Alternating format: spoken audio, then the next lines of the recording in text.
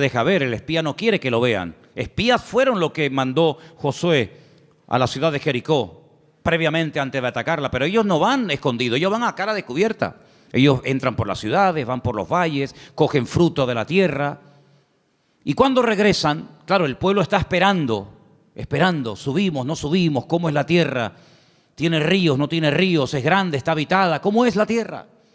El informe que trajeron fue terrible, terrible. Y de los 12 que fueron, 10 como que se pusieron de acuerdo, tú. 10 trajeron un informe tan negativo que a más de 1,5 millones de personas los hundieron en la miseria. Dice que estuvieron toda la noche llorando. Qué pesimismo contagió aquella gente al pueblo, Terrible, tremendo. ¿Sabes que ese día, se calcula, ¿no? Ese día era el Tisha B'Av, era el día 9 del mes Av. A veces coincide en agosto, a veces coincide ese mes, ese día en julio, depende. Y las peores desgracias, todas las desgracias, las peores catástrofes que le han ocurrido al pueblo de Israel, todas han ocurrido el día Tisha B'Av, el día 9 del mes Av, todas. La destrucción del primer templo, 9 de Av. La destrucción del segundo templo, 9 de Av. La expulsión por parte de los reyes católicos del pueblo de Israel de España, 9 de Av.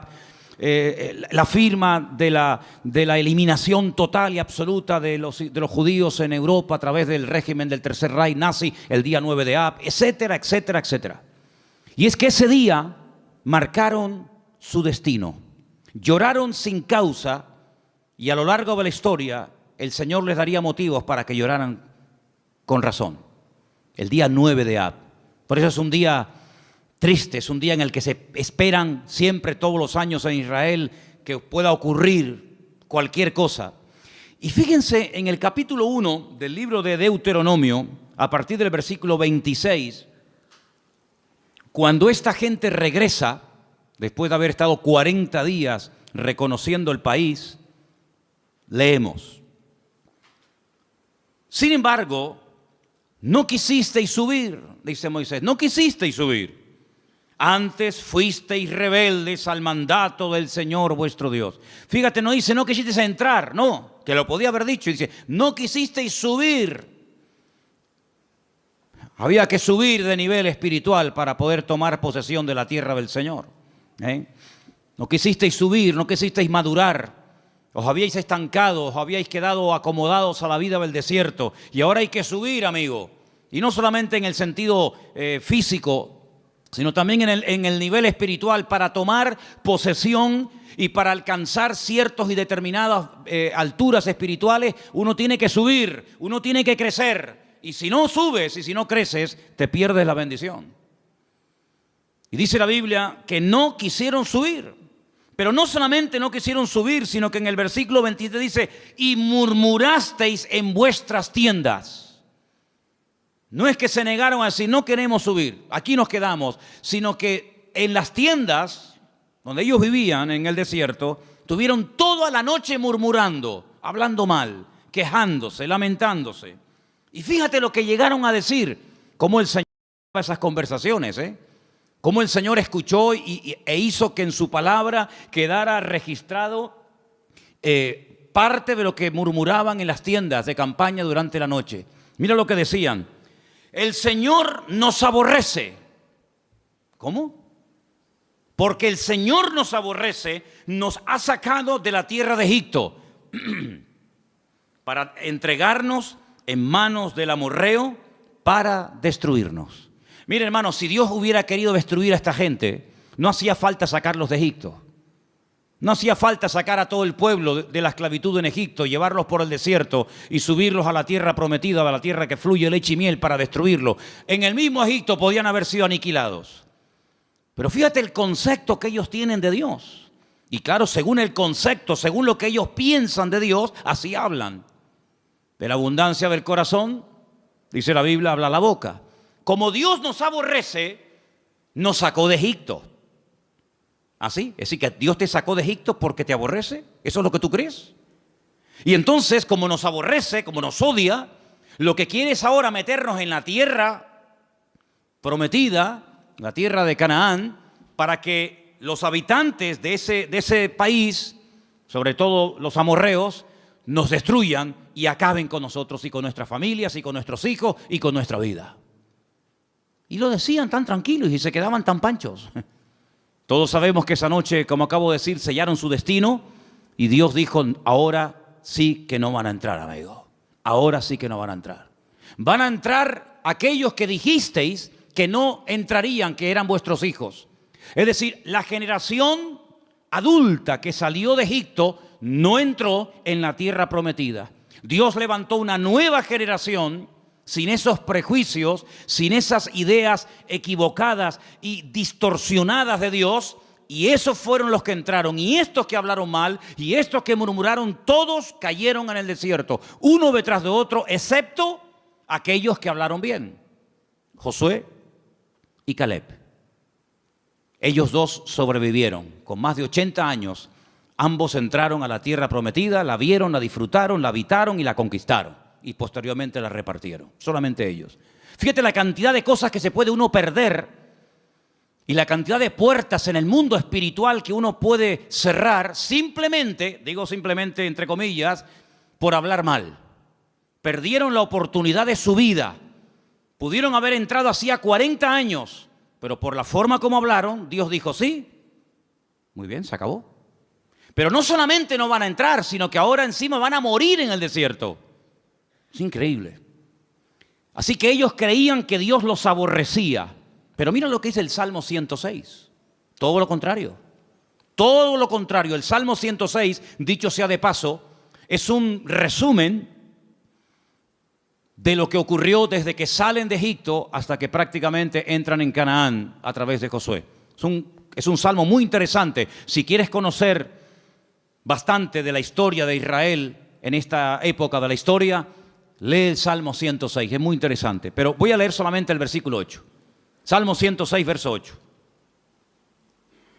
¿Lo tienen, hermanos? Dice, pero Él los salvó por amor de su nombre, para hacer para hacer notorio su poder. Si comparamos lo que dice Deuteronomio y lo que decía el pueblo y lo que el Señor dice a través del Salmo 106, no tiene nada que ver una cosa con otra. En un pasaje dice, Dios nos sacó de Egipto porque nos odia, porque nos aborrece y lo que quiere es aniquilarnos y destruirnos.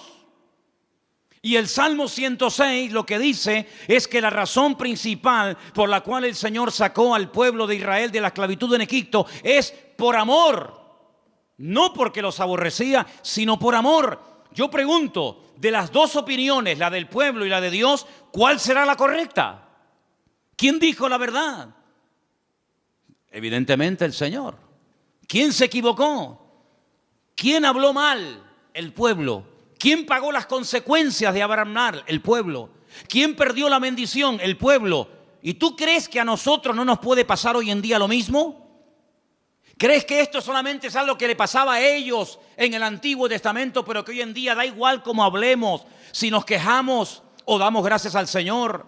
Si somos personas con una actitud, digamos, de agradecimiento y de gratitud, o estamos todo el santo día lamentándonos, que da igual. No te confundas, hermano.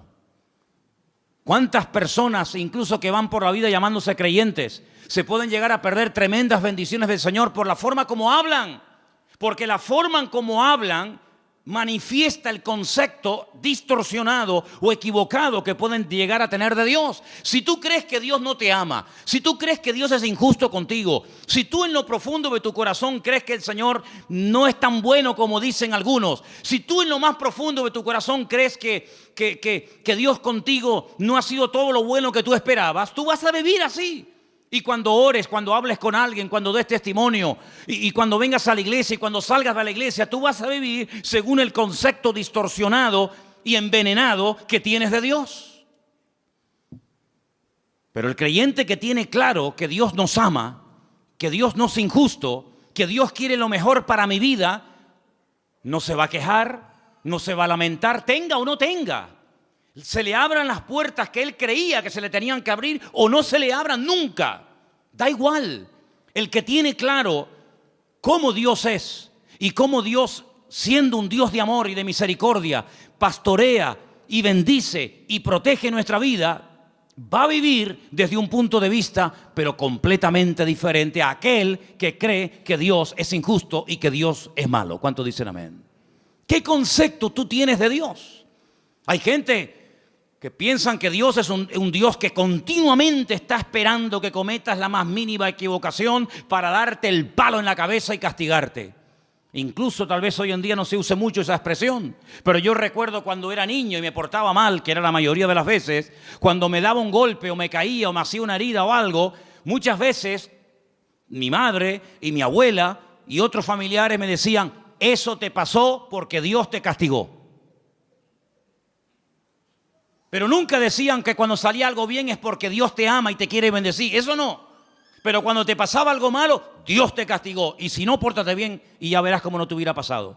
Porque es el concepto que mucha gente tiene de Dios. Que Dios está con el garrote en la mano esperando que cometas la más mínima equivocación para castigarte. Porque tienen el concepto de un Dios castigador. De un Dios vengativo. De un Dios que no pasa ni una. De un Dios que aquí te pillo y aquí te mato. Y así viven, asustados, amedrentados, tratando siempre de buscarse la vida, tratando siempre, ¿verdad?, de abrirse camino ellos mismos, porque creen que ellos se pueden pastorear a sí mismos mejor que lo que Dios nos puede pastorear a nosotros. ¿Qué te parece, amigo? ¿Qué concepto tú tienes de Dios? ¿Sabes? Comencé a buscar en la Biblia algunas personas que hablaron y describieron a Dios.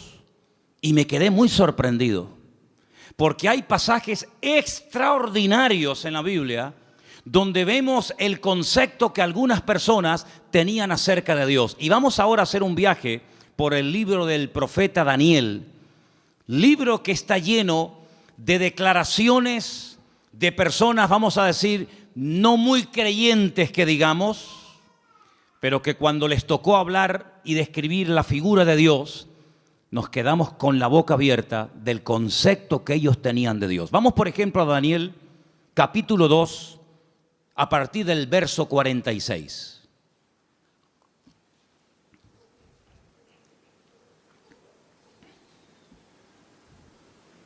Hermano Jorge, le van a faltar brazos. ¿No será más cómodo ponerse unas gafas? ¿Eh? El capítulo 2 del libro del profeta Daniel es un capítulo muy interesante, porque hay un rey llamado Nabucodonosor. ¿Serías capaz de pronunciar ese nombre? Ah, qué bien, está bien. A mí me costó una barbaridad aprendérmelo, pero bueno, ustedes... Nabucodonosor, ok. Tiene un sueño, pero resulta que por lo visto se le olvidó. Pero el sueño lo marcó de tal manera que al día siguiente... él reúne a sus magos, sátrapas, astrólogos, adivinos, etc. Y les dice: anoche tuve un sueño que me perturbó, me robó la paz. Y quiero que ustedes me digan qué significa ese sueño, que me lo interpreten. Y claro, todos los que estaban allí le dijeron: sí, oh rey, dinos, cuéntanos el sueño y nosotros te diremos lo que significa. Y le dice el rey: es que lo he olvidado. No me acuerdo lo que soñé. Así que lo que quiero es que me digan lo que soñé y a continuación me interpreten el sueño. Y si no me lo hacen, los condeno a muerte. Convertiré vuestra casa en un estercolero, en un muladar. Descuartizaré a vuestros hijos. Y claro, aquello causó un caos en el palacio tremendo, porque incluso algunos le llegaron a decir: pero es que nunca, jamás se ha oído de un rey que pida que se le cuente el sueño que ha soñado y encima la interpretación. Y no había forma.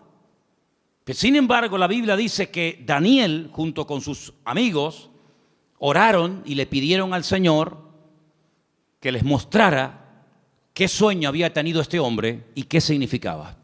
Y efectivamente, el Señor, dice la Biblia, que le reveló a Daniel lo que el rey Nabucodonosor había soñado y lo que significaba.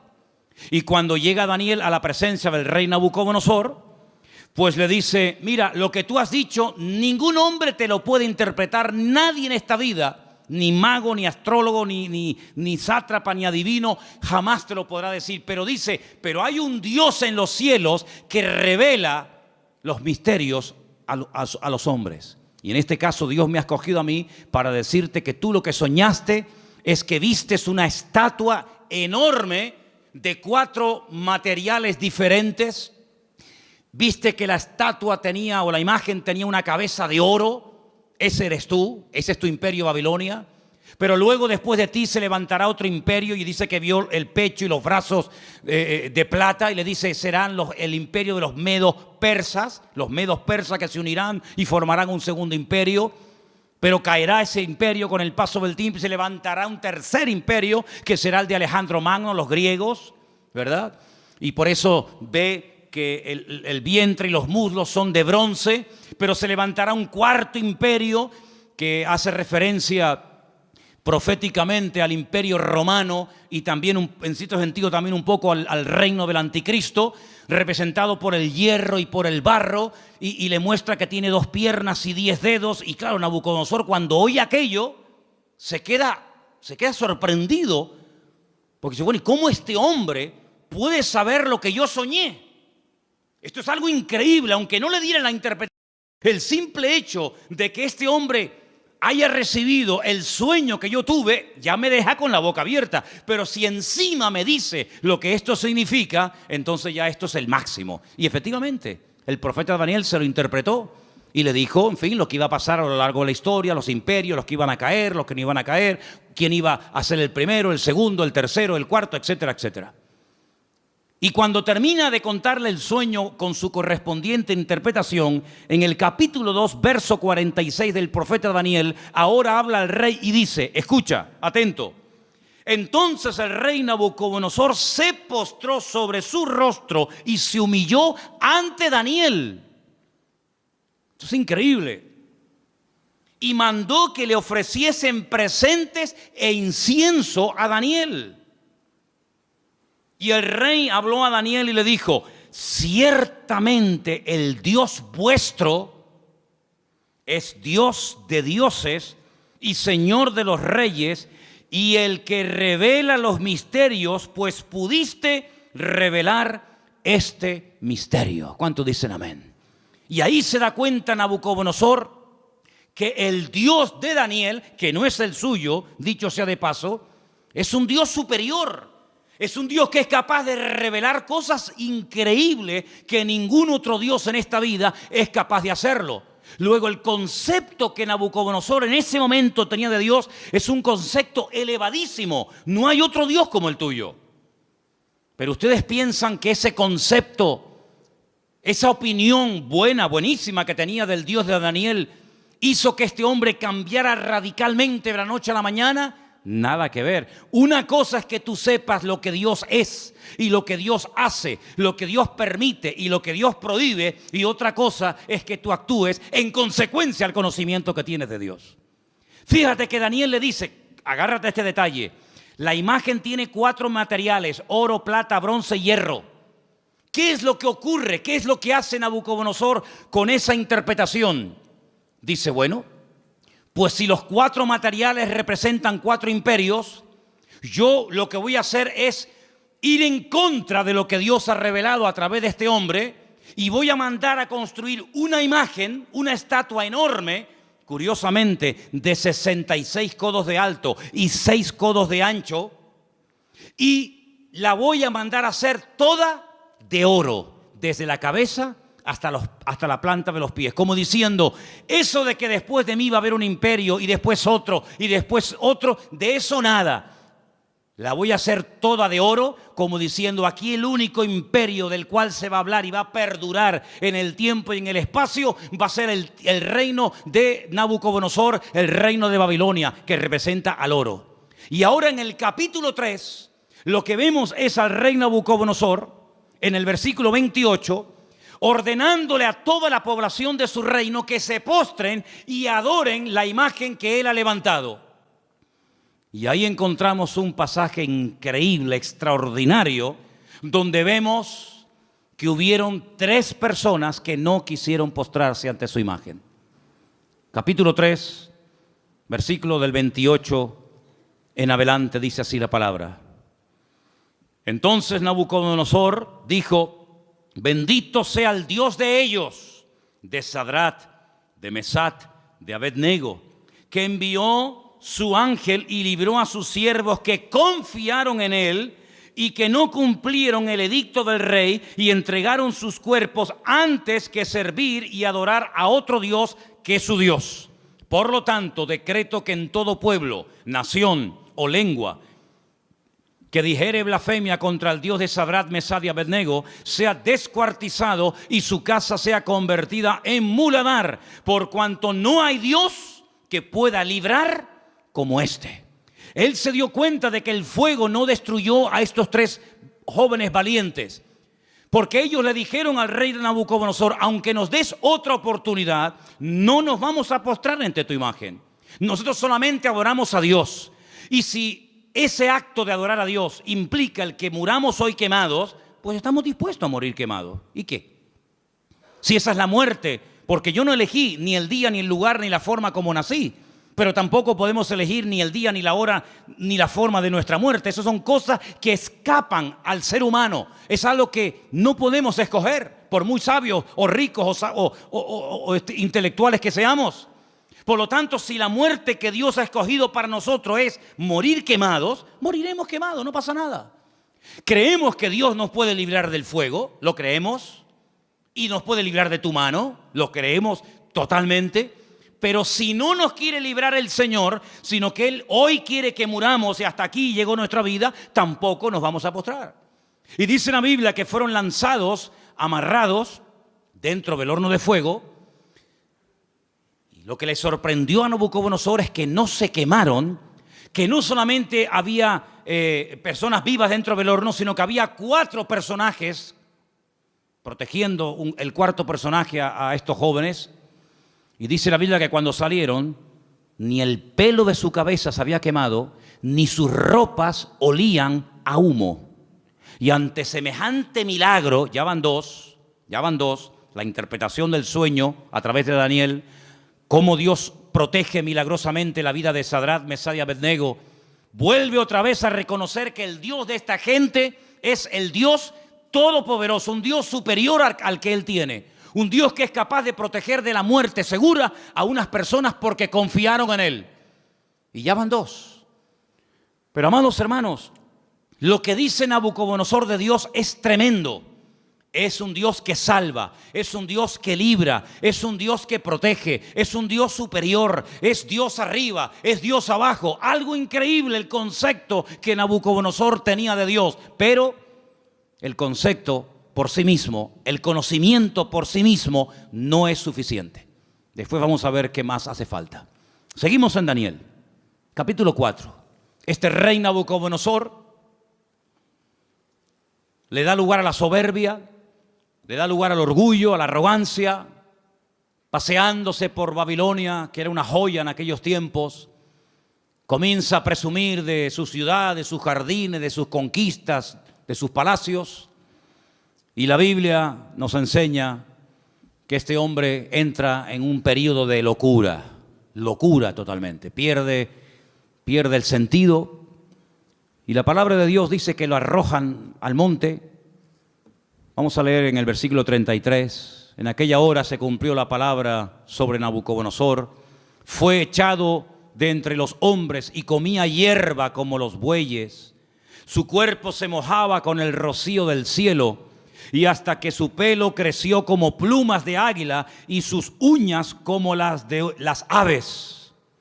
Mas al fin del tiempo yo, Nabucodonosor, alcé mis ojos al cielo y mi razón me fue devuelta y bendije al Altísimo y alabé y glorifiqué al que vive para siempre, cuyo dominio es sempiterno y su reino por todas las edades. Todos los habitantes de la tierra son considerados como nada, y Él hace según su voluntad en el ejército del cielo y en los habitantes de la tierra, y no hay quien detenga su mano y que alguien le diga: ¿qué haces? En este mismo tiempo mi razón me fue devuelta y la majestad de mi reino, mi dignidad, mi grandeza volvieron a mí. Y mis gobernadores y mis consejeros me buscaron y fui restablecido en mi reino y mayor grandeza me fue añadida. Ahora yo, Nabucodonosor, alabo, engrandezco y glorifico al Dios del cielo, porque todas sus obras son verdaderas y sus caminos justos, y Él puede humillar a los que andan con soberbia. ¿Cuántos dicen amén? Si las palabras que Nabucodonosor habla de Dios, luego sus acciones son otra cosa. Lo que hace es otra cosa diferente. Pero cuando habla de Dios, son maravillas. Son cosas tremendas, preciosas. Lo alaba, lo bendice, lo glorifica, lo levanta en alto, lo reconoce. Y parece como que ya Nabucodonosor ha cambiado y tiene claras las ideas, pero ni aún así, hermanos. Ni aún así. Pero lo que estamos hablando en esta tarde es el concepto que tenía Nabucodonosor de Dios. Pero en el libro de Daniel aparecen otros reyes. Por ejemplo, hay un rey que es el rey Darío, el rey Ciro, que también aparece. Y en el capítulo 6, hay un momento en el que la envidia es tremenda, sobre todo contra Daniel, y lo quieren matar. Pero leí esta mañana algo que me llamó tanto la atención, porque dice que trataban de buscar algo en lo cual pillarlo en un fallo y decir, mira, pero no había manera. Quiero leerles en el capítulo 6, verso 4. Entonces los gobernadores y sátrapas buscaban ocasión para acusar a Daniel en lo relacionado al reino, mas no podían hallar ocasión alguna o falta, porque él era fiel y ningún vicio ni falta fue hallado en él. Me llamó la atención la palabra vicio. Daniel no tenía vicios. Dice, no podemos acusarlo de nada. No hay forma no hay forma. Pero entonces idearon un plan terrible y dice, entonces dijeron aquellos hombres, no hallaremos contra Daniel ocasión alguna para acusarle, si no la hallamos contra él en relación con la ley de su Dios. Y entonces, ¿saben lo que hacen? Convencen al rey Darío, para que promulgue una ley que no se puede revocar bajo ningún concepto, de que durante 30 días nadie puede elevar oraciones, plegarias o súplicas a ningún Dios, incluido el Dios de Daniel. Nadie puede orar durante 30 días. Era la única forma de que podían decir, mira, hay un hombre en tu reino que ha quebrantado la ley. Porque nosotros como creyentes, y creo que lo tenemos claro, tenemos que cumplir las leyes de los países donde vivamos siempre y cuando no vayan en contra de la palabra de Dios. ¿Cuántos dicen amén? No es que por ser cristianos estamos exentos del cumplimiento de la ley, ni mucho menos, al contrario. Las autoridades, según Romanos capítulo 12, todas han sido puestas por Dios. Salga quien salga y gane quien gane. Te guste o no, el que salga es el que Dios ha permitido que gobierne. Pero no importa. A veces Dios levanta un faraón y a veces lo tumba. A veces Dios levanta un Nabucodonosor y lo quita. Y mañana levanta un Darío y pasado un Ciro y mañana... No importa, eso son cuestiones de Dios. Nuestra obligación es obedecer y someternos a las autoridades. Repito, siempre y cuando no vayan en contra de la palabra de Dios. Y en este caso iban en contra de la palabra. ¿Cómo me va a prohibir a mí un gobierno? ¿Cómo nos va a prohibir a nosotros un rey, o un primer ministro o un presidente de gobierno? Me da igual. ¿Cómo nos va a prohibir a nosotros los cristianos un gobierno a no orar durante 30 días? Mucho, amigo, pero hasta ahí podíamos llegar.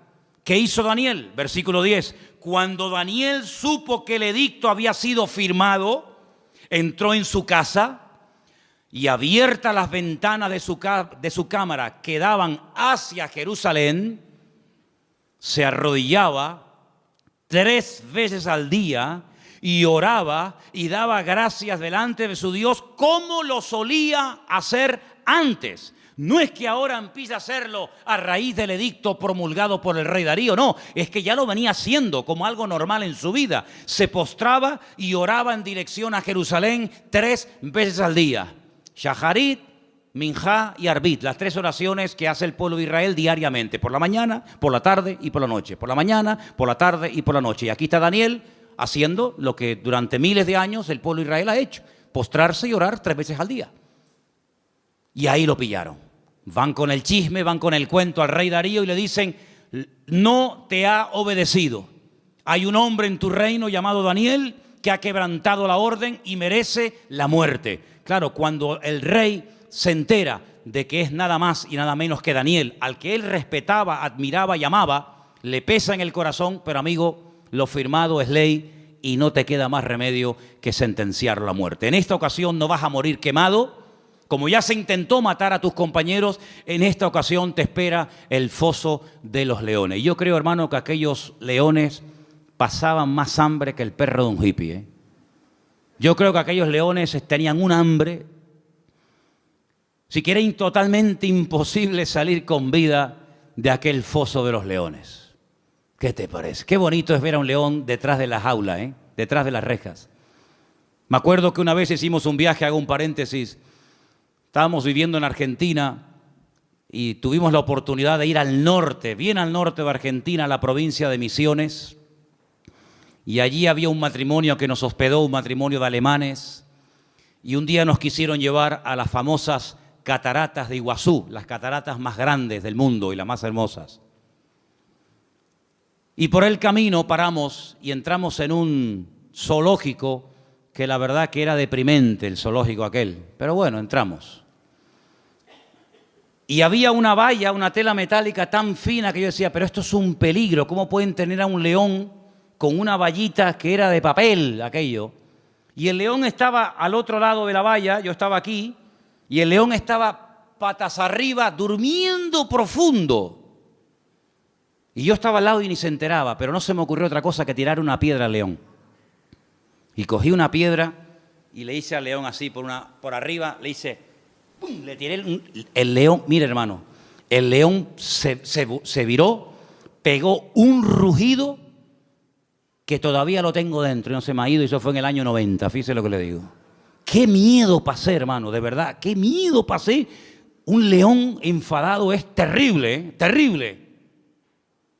Y ahora meten a Daniel en un foso de leones. Como mínimo, si dice leones, plural, como mínimo tiene que haber 2, pero seguramente había mucho más. Al día siguiente, el rey se va corriendo al foso de los leones, donde el día anterior habían echado a su amigo Daniel. Y dice en el verso 19, capítulo 6, el rey pues se levantó muy de mañana y fue apresuradamente al foso de los leones. Lo quería, ¿eh? Y acercándose al foso llamó a voces a Daniel con voz triste y le dijo: Daniel, siervo del Dios viviente, el Dios tuyo, a quien tú continuamente sirves, ¿te ha podido librar de los leones? ¿Te ha podido librar tu Dios? Solamente por eso ya Dios tenía que librar a Daniel, porque si no lo hubiera librado, el rey Darío se hubiera llevado un concepto equivocado de Dios. El Dios de Daniel no pudo salvar a su siervo de la garra de los leones. Solamente por eso ya el Señor protegió a Daniel. ¿De cuántas nos ha librado el Señor para no quedar mal Él? No para no quedar mal nosotros, para no quedar mal Él. ¿De cuántas nos ha librado el Señor? ¿Verdad?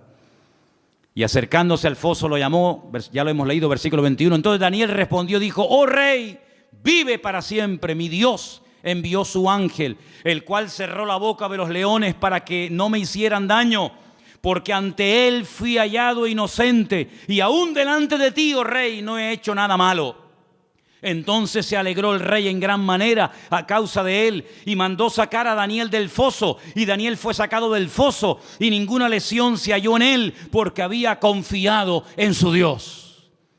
Y el rey dio orden y fueron traídos aquellos hombres que habían acusado a Daniel y fueron echados en el foso de los leones, ellos, sus hijos, sus mujeres, y aún no habían llegado al foso, al fondo del foso, cuando los leones se apoderaron de ellos y quebraron todos sus huesos.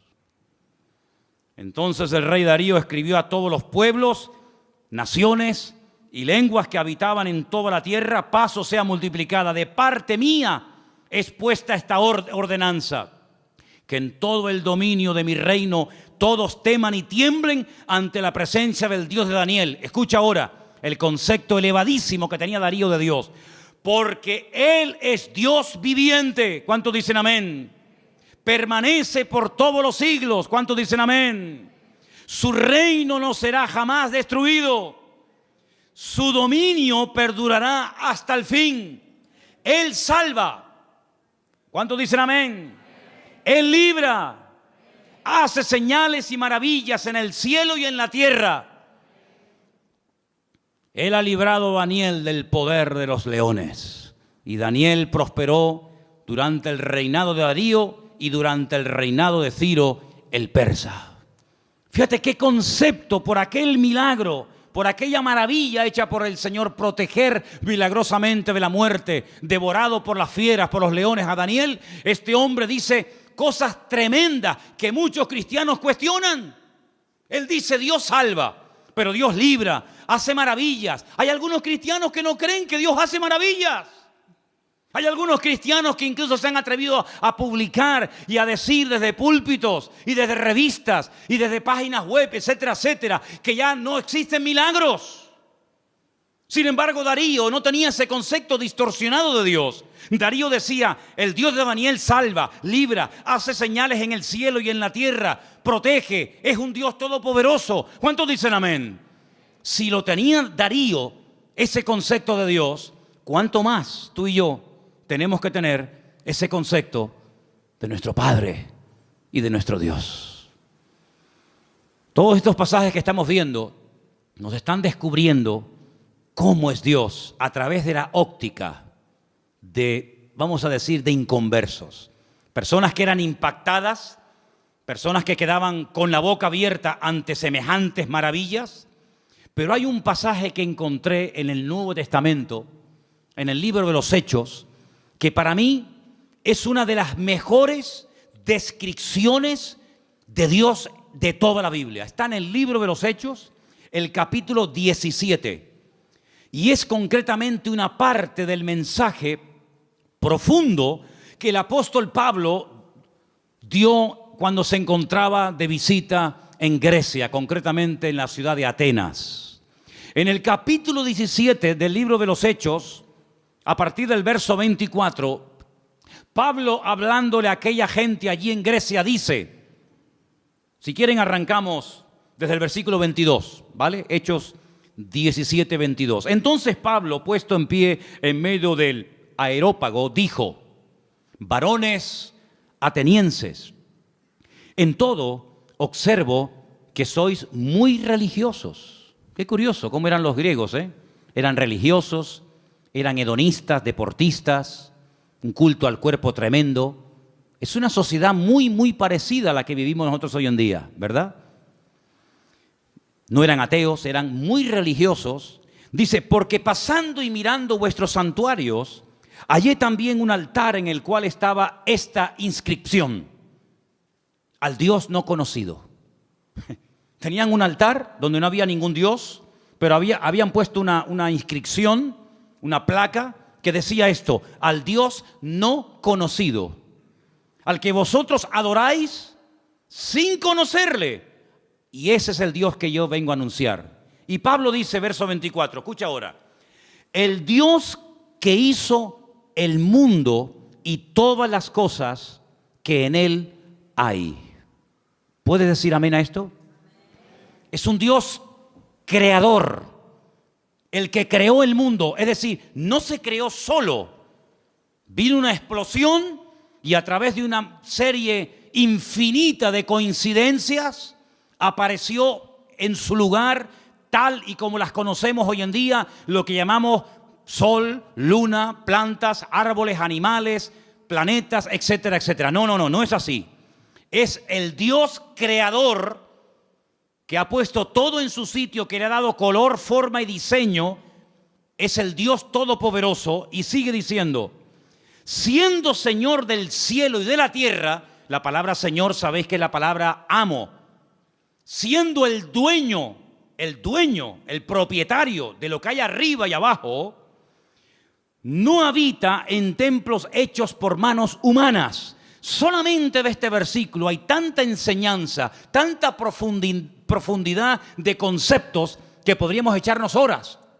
Porque lo primero que está diciendo es, nosotros no salimos de la nada. Nosotros no somos producto de un proceso evolutivo, sino somos creación de Dios. Y ese Dios que es el dueño ha decidido no vivir en templos. ¿Qué les está diciendo los atenienses? Que vuestros templos no pueden contener su persona, su presencia, porque Él ha tomado unilateralmente la decisión de no vivir en templos. Luego les está tirando por tierra toda su religiosidad. Y sigue diciendo, ni es honrado por manos de hombres, como si necesitase algo. Pues Él es quien da a todos vida y aliento y todas las cosas. Es la existencia misma. Es el que hace que las cosas existan. Es el que transmite vida. Es el que hace que todo funcione perfectamente. Es el que hace que haya estaciones.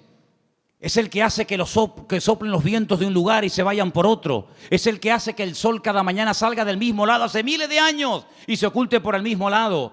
Es el que hace que la tierra gire siempre en la misma dirección y a la misma velocidad. No es un Dios que hoy en día dice, no, que no se mueva, ahora que se mueva. Es un Dios que tiene un control absoluto de la creación. No ha perdido el control. No se le ha vuelto en contra la creación. Él da vida. Y si Él no diera la vida, nada funcionaría. Porque el hombre puede alargar y puede cortar la vida, pero no puede crearla, no puede diseñarla. Y Él está hablando de un Dios que da la vida, un Dios que ha formado, un Dios que ha creado, etcétera, etcétera. Y sigue diciendo, de una sangre ha hecho todo el linaje de los hombres. Está hablando de Adán. De Él vienen todos, de Él venimos todos. Para que habiten sobre toda la faz de la tierra, y les ha prefijado el orden de los tiempos y los límites de su habitación. Esto es impresionante lo que está diciendo Pablo aquí. Él es el que ha dado límite, ha puesto tiempos. ¿Cuánto tiene que vivir un elefante? ¿Cuánto tiene que vivir un loro? ¿Cuánto tiene que vivir el hombre? ¿Cuánto tiene que vivir? Él ha puesto límites, Él ha puesto tiempos. No es algo que siempre ha existido, como decía Aristóteles, que esto siempre ha existido, la eternidad del universo. No, el universo no es eterno. Tiene un principio y tendrá un fin. Y no solamente eso, sino que ha puesto límites, fronteras, que no tiene que ver con murallas, ni con rejas, ni con alambre de púas. Pero Él, desde el libro del Génesis, le dijo a cada nación y a cada pueblo, a las 70 que había en aquel momento, de la cual salieron todas las que existen hoy en día, dónde tenían que vivir cada nación y cada pueblo. Y lo he dicho infinidad de ocasiones, cada vez que un pueblo ha querido ir más allá del territorio que en el principio el eterno creador del universo y de la tierra le dio a los seres humanos, ha habido problemas. Y cuando los del norte quieren apropiarse de los del sur, y cuando los europeos quieren apropiarse de un continente, y cuando los de este continente quieren saltar a otro, se produce un caos, se produce un desorden, porque Dios estableció dónde tenían que vivir los pueblos. Y dotó al ser humano de unas características para vivir en el sur que no dotó a ese ser humano para vivir en el norte o viceversa. Y Dios lo que está haciendo es poner en orden el mundo, así como puso el sol aquí, no allá, aquí lo puso. Y así como puso la tierra en este lugar y no la puso en la otra punta de la galaxia, Dios ha puesto a los hombres donde Él ha querido y como Él ha querido. Porque es un Dios que controla y ordena la creación. Y el hombre siempre tratando de alterar el orden de Dios. Dice, para que busquen a Dios, si en alguna manera palpando puedan hallarle, aunque ciertamente no está lejos de cada uno de vosotros. Porque en Él vivimos y nos movemos y somos. Eso es increíble, ese concepto. En Él vivimos, nos movemos y somos, como algunos de vuestros propios poetas también han dicho, porque linaje suyo somos. Siendo pues linaje de Dios, no debemos pensar que la divinidad sea semejante a oro, plata, piedra, esculturas de arte, imágenes de hombre. Pero Dios, escucha, Dios, habiendo pasado por alto los tiempos de esta ignorancia, ahora manda a todos los hombres en todo lugar que se arrepientan. A todos, absolutamente a todos. Por cuanto ha establecido un día,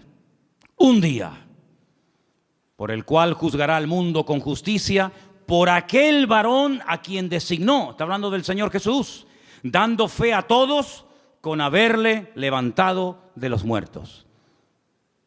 Y ahí ya se rompió la armonía, porque cuando oyeron de lo de la resurrección, eso era algo que no les cabía en la cabeza, y ahí le dijeron, bueno, ya te escucharemos en otra ocasión, en otro día, en otro momento.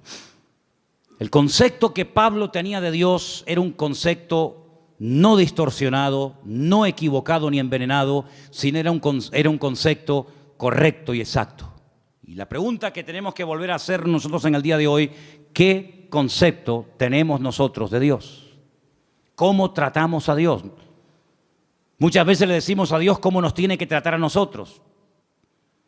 Pero la pregunta es, ¿cómo estamos nosotros tratando a Dios? Queremos que Él nos sane cuando estamos enfermos. Queremos que Él supla nuestras necesidades cuando necesitamos que sean suplidas. Queremos que nos haga compañía cuando nos sentimos solos. Queremos que nos dé trabajo cuando nos falta. Queremos que nuestros hijos estén sanos y robustos y con trabajos y bien. Todo eso está bien claro. Pero la pregunta es, ¿cómo tú estás tratando a Dios? Algunos ni se lo han planteado. Algunos viven en una ignorancia tan grande que lo único que le preocupa es el aquí y el ahora. Comamos y bebamos porque mañana moriremos. Ese es el eslogan de la sociedad y de muchas personas hoy en día. ¿Qué más da si hay cielo, si hay infierno, si mañana me muero o no me muero? Es el día de hoy lo que me preocupa. Ya mañana ya Dios dirá, ¿verdad? Para quedar bien. ¿Qué concepto tú tienes de Dios? Depende del concepto que tengas, estarás hablando de tu nivel de madurez. Y así vivirás, y así hablarás, y así te comportarás con tus semejantes. Y cuando vamos a la palabra de Dios, vemos que ese Dios real, vivo y verdadero, que es el único que existe, que es uno, se ha dado a conocer de varias formas. Primero, a través de la creación. Vamos a un texto que nos va a leer nuestro hermano Luis.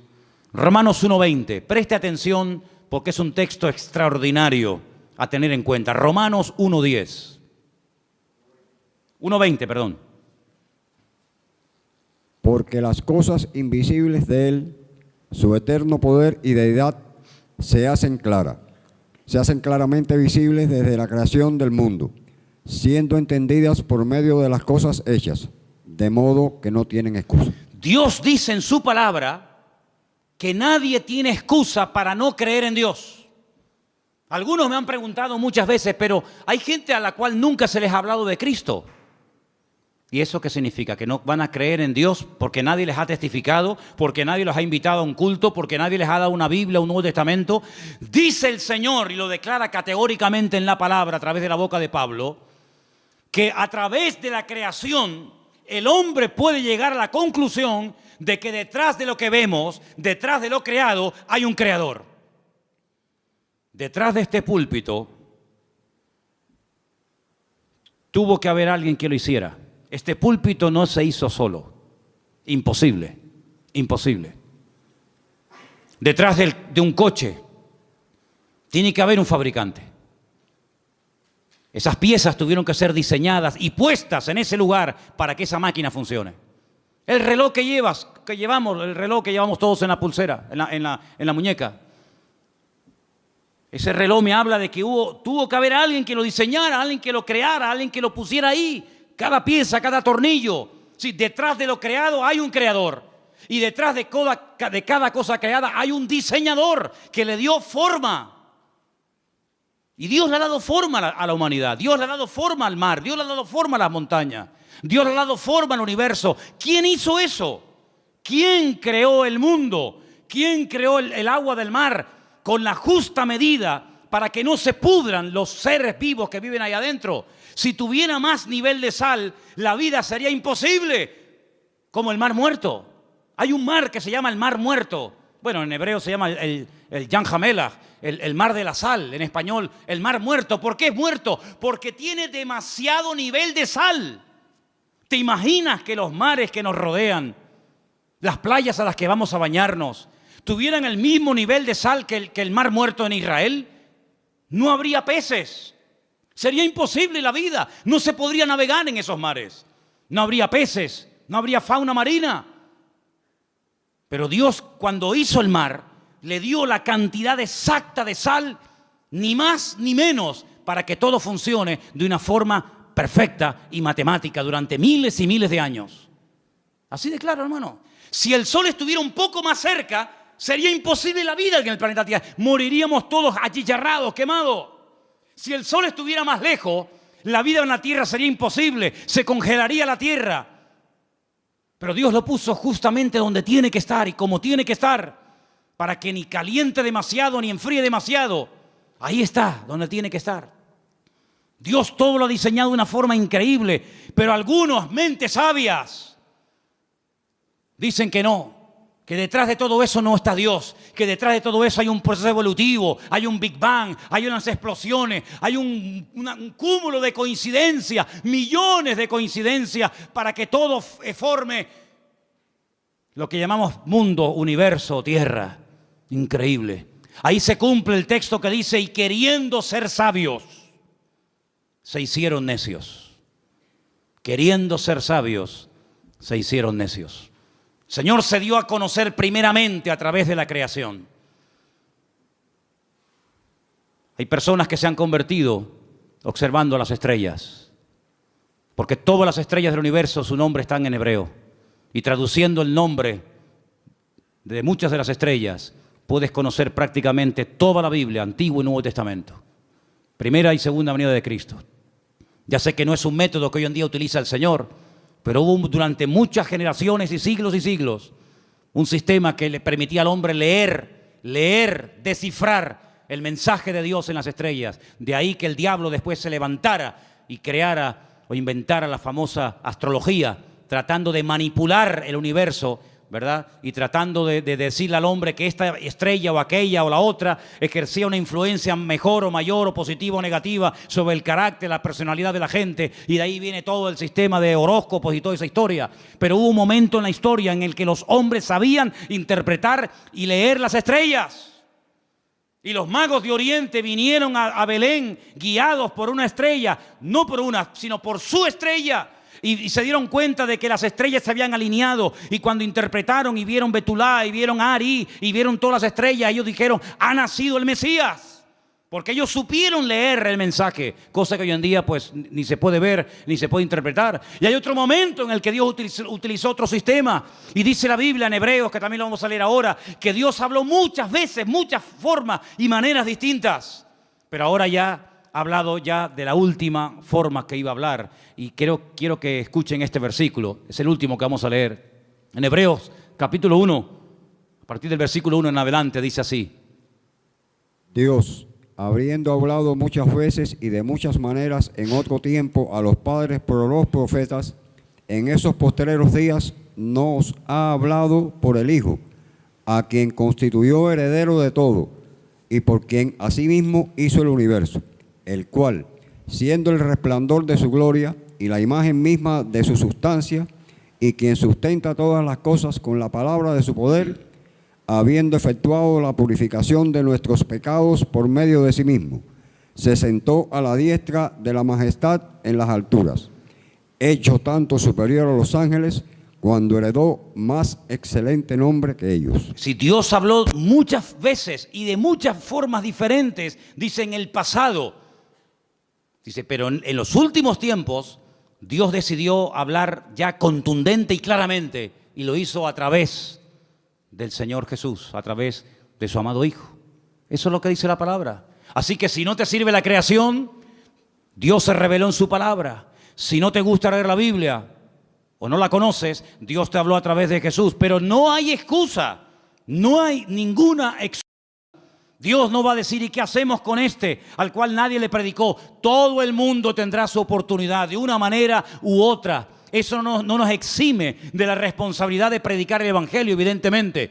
Pero les puedo asegurar, amados hermanos, que el Señor no ha dejado su persona sin testimonio. Él ha dado testimonio de su existencia. Él ha dado testimonio de su poder. Él ha dado testimonio de que esto no es producto de la casualidad, sino es producto de la mano poderosa de Dios. ¿Cuántos dicen amén?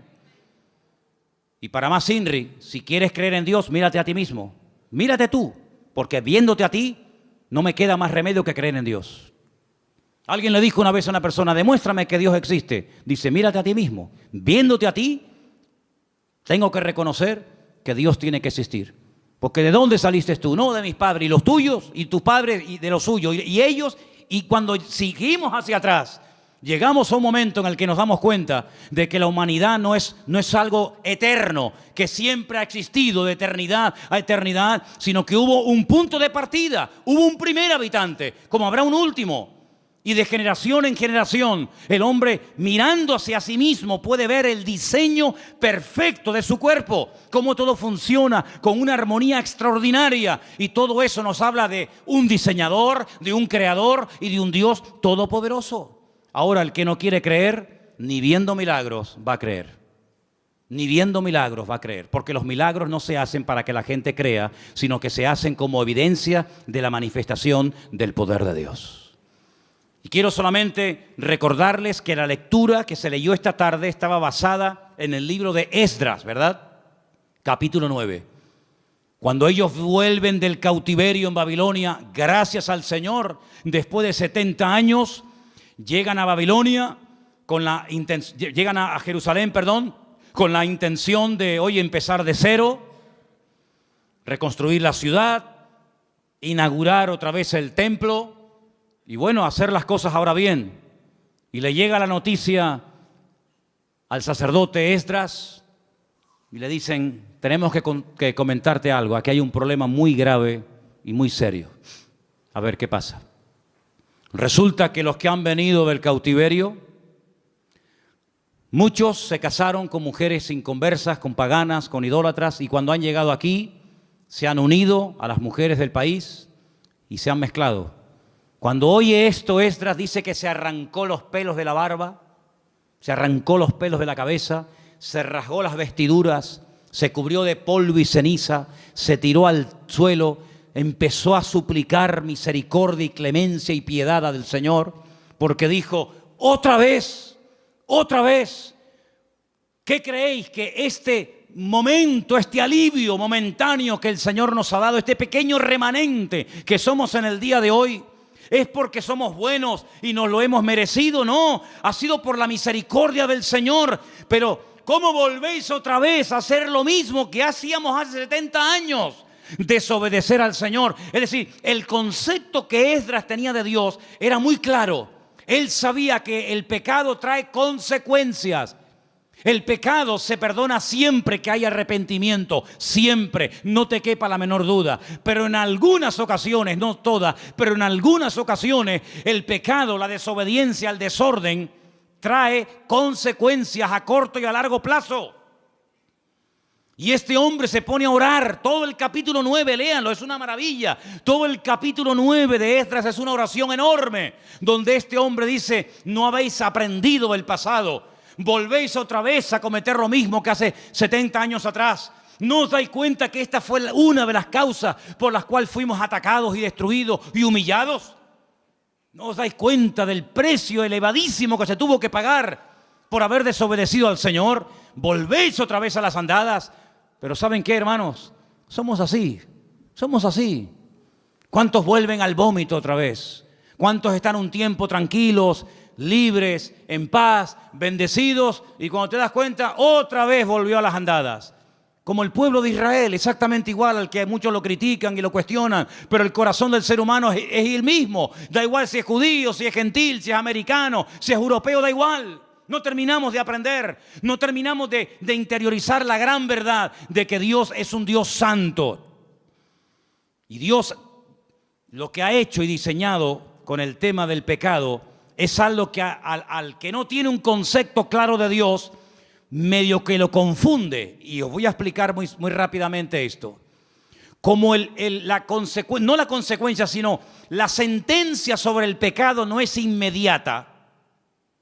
El hombre cree que como yo he pecado, he desobedecido, no he hecho la voluntad de Dios y aparentemente no me ha pasado nada, pues eso quiere decir de que lo puedo volver a hacer.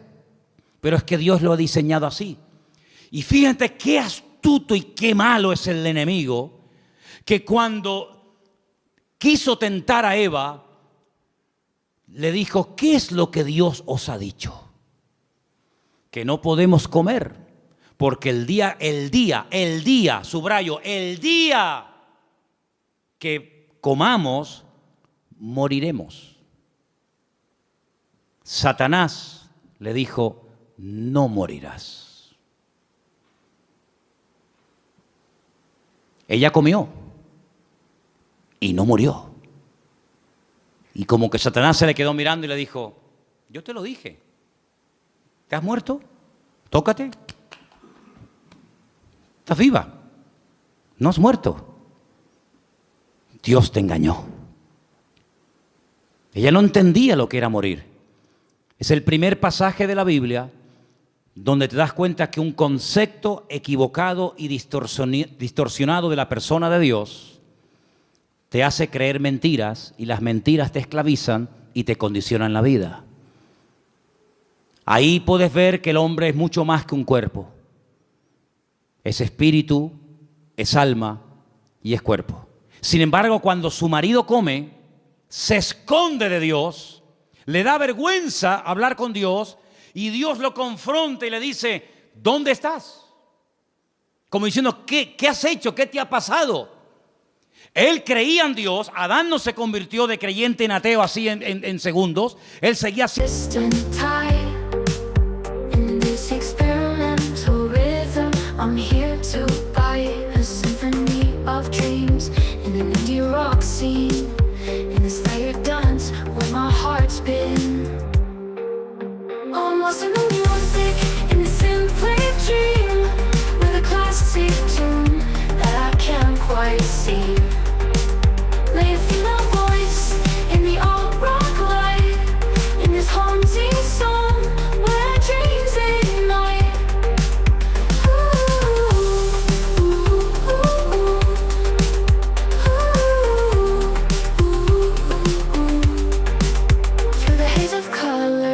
Starry nights, I found my rhythm in the soft moonlight.